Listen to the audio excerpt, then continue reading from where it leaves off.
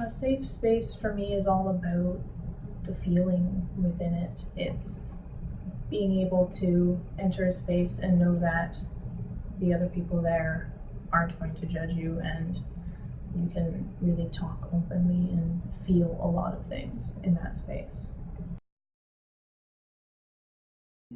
A safe space, like the whole issue of safe space is it's a hard thing to define because lots of times a space can't be completely safe for everyone. I like to use the term safer space, and so I use safer space to describe a space that's people, people make mistakes in that space and people might say things that hurt people, but it's all about respecting that and realizing when you do make these mistakes and when you do something to offend people and you go about changing your words or your behavior to kind of amend that and make people feel as safe as possible. And I think that is what it's about. A safer space is one that's open to this dialogue and one that's open to kind of changing attitudes and making people feel as safe as possible and working towards that. Open to hearing people's values, open to letting people express themselves in a way that they see fit, as long as that doesn't infringe on other people's safety. And yeah, so things like that. And I think it's just about being open to changing and open to learning. A space where I'm free to be who I want to be. I'm free to define myself as I want to define myself. A space where intent is recognized. Sometimes people don't always have the correct words or the correct language to describe how they're feeling, but that doesn't mean that the intent behind those words is wrong.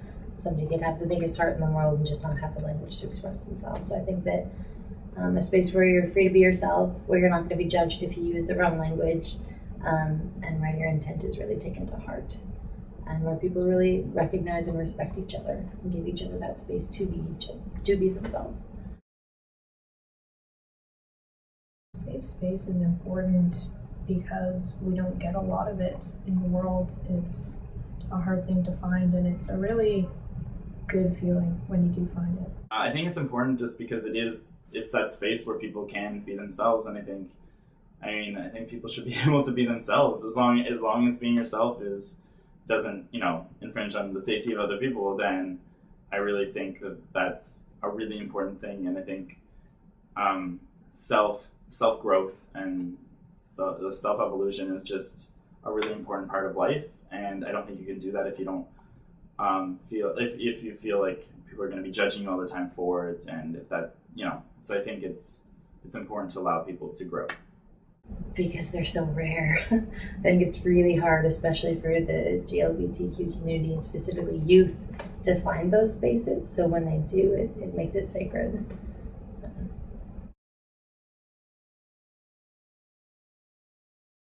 I think just be open about it and let you know that it's not a bad thing. I was lucky to grow up in an environment where it was fairly positive. I had no issues with my friends, my family, or my teachers. I think one of the things that would have helped a lot is I think the language around it, language around relationships and expectations. I had this idea that I was expected to be straight. I think a lot of gay people do. They have, like, when they're coming out, they're expected to be straight. So language like, do you have a girlfriend? What do you think about a girl? Like, all those types of things. Whereas language shifts is simple, like, are you seeing someone? Are you in a relationship? Those are really small things, but I think it's the type of language that if people are wanting to create this more open, inclusive, and safe environment, I think that's kind of a language shift that needs to happen, because otherwise you're putting people with this expectation of what they're supposed to be doing or who they're supposed to be. And I know for myself, I'm trying to do those changes around gender expectations.